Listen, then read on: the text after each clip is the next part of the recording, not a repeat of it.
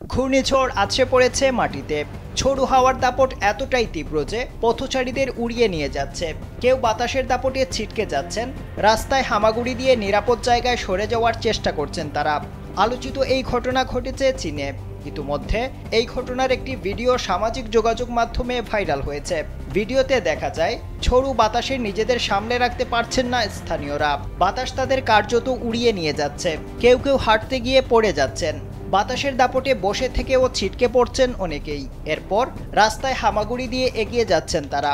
পরিস্থিতি সামাল দিতে একজন আরেকজনকে ধরাধরি করে সারি বেঁধে হাঁটার চেষ্টা করছেন তারা।